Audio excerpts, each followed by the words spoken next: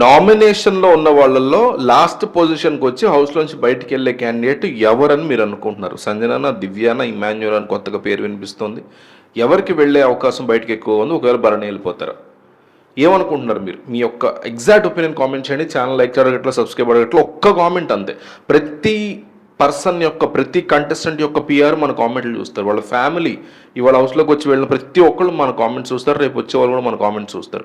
So జనం ఏమనుకుంటున్నారో వాళ్ళకి తెలియాలి. హౌస్లోంచి బయటికి వెళ్ళేటువంటి అవకాశం ఈ వీక్ ఎవరికి ఉందని మీరు అనుకుంటున్నారు? కామెంట్ చేయండి. కళ్యాణ్ అయితే ప్రస్తుతం ఓటింగ్లో టాప్ పొజిషన్లో ఖచ్చితంగా తను రన్ అవుతున్నాడు. ఇమాన్యుయల్ ప్రస్తుతానికైతే సెకండ్ పొజిషన్లో కనిపిస్తున్నాడు. అయితే ఆశ్చర్యకరమైన విషయం ఏంటంటే భరణి కొన్ని పోల్స్లో టాప్ పొజిషన్లో కనిపిస్తున్నాడు. 37%తో కనిపిస్తున్నాడు. అది చాలా ఆశ్చర్యంగా అనిపిస్తుంది. అయితే చాలా రోజుల్లో 33% ఉన్న సిచ్యువేషన్లో కళ్యాణ్కి 37% యునానిమస్గా కొన్ని పోల్స్లో భరణి కనిపిస్తున్నాడు. సో అందులో కూడా సెకండ్ పొజిషన్లో కళ్యాణ్ ఉన్నాడు. సో అన్ని పోల్స్, అన్ని రకాల సోషల్ మీడియా ప్లాట్ఫామ్ పోల్స్ కనిపిస్తే కళ్యాణ్కి దాదాపు టాప్లో ఉంది. అంటే తనూజ ఫ్యాన్స్ అందరూ కూడా కళ్యాణ్కే వేస్తున్నారు అనే సిచ్యువేషన్ కనిపిస్తుంది. పైకి తనూజ నాకు ఎవరు సపోర్ట్ లేరని చెప్పినా కూడా కళ్యాణ్ డెఫినెట్లీ తనూజకు సపోర్ట్ చేస్తున్నాడు అనేది మనకి డెఫినెట్లీ అనేక సార్లు ప్రూవ్ అయినటువంటి కథ. సో సెకండ్ పొజిషన్లో ఇమాన్యుయల్ కనిపిస్తున్నాడు. 10 వారాల తర్వాత వచ్చాడయ్యా ఈ నామినేషన్స్ దాంట్లోకి ఎంట్రీ ఇచ్చాడు.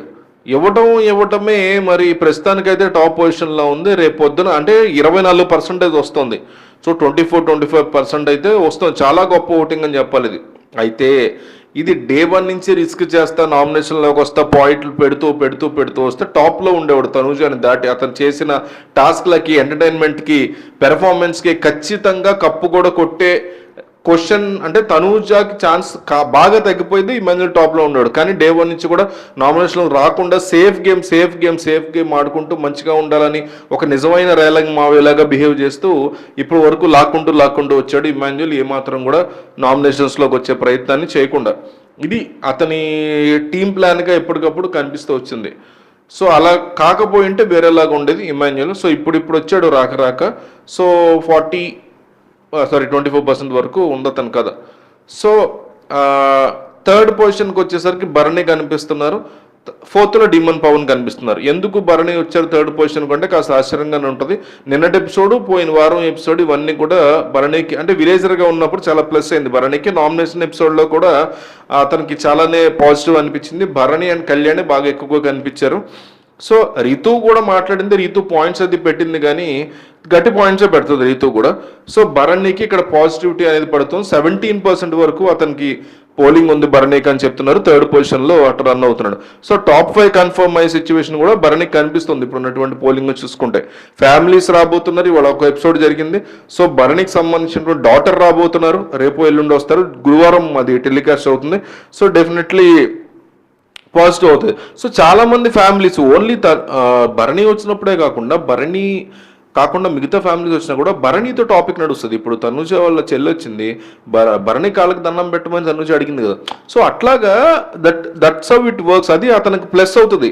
సో ఇలాంటి ఫ్యామిలీ వీక్స్ వచ్చినప్పుడు డీమన్ పవన్ లాంటి కంటెస్టెంట్స్కి మైనస్ అవుతుంది. ఎందుకంటే ఇక్కడంతా ఫిజికల్ టాస్క్ చూపించేది ఏముండదు. సైలెంట్గా ఉంటాడు, ఇంట్రోవర్ట్ లాగా సైలెంట్గా ఉంటాడు కాబట్టి. సో గలగలం మాట్లాడే రీతుకు కానీ ఇమాన్యుయల్కి కానీ ఇలాంటి వాళ్ళకి బాగా ప్లస్ అవుతుంది. ఎస్పెషల్లీ భరణి లాంటి పెద్ద మనిషి క్యాండిడేట్లకి బాగా ప్లస్ అవుతుంది. వచ్చిన వాళ్ళు వచ్చినట్టు ఇమాన్యుయల్ సూపర్ అని చెప్తారు, ఇమాన్యుయల్ ఎంటర్టైన్మెంట్ ఇస్తున్నాడని చెప్తారు. సో అది కూడా పాజిటివ్ అవుతుంది. So Emmanuel second position, third పొజిషన్లో భరణి కనిపిస్తున్నారు. ఫోర్త్ పొజిషన్లో డీమన్ పవన్ కనిపిస్తున్నాడు. ఫోర్త్ పొజిషన్ నుంచి పోవడానికి అవకాశం కనిపించట్లా. అంటే కొన్ని చోట్ల డీమన్ పవన్ సెకండ్ పొజిషన్ కనిపిస్తున్నాడు. సో ఒక్కొక్క సోషల్ మీడియా ప్లాట్ఫామ్లో ఒక్కొక్కలాగా ఉంది. సో అంటే ఓవరాల్గా జియో హాట్స్టార్ సంబంధించినటువంటి ఓటింగ్ అనేది మనకు ఆబ్వియస్లీ ఫైనల్ అవుతుంది.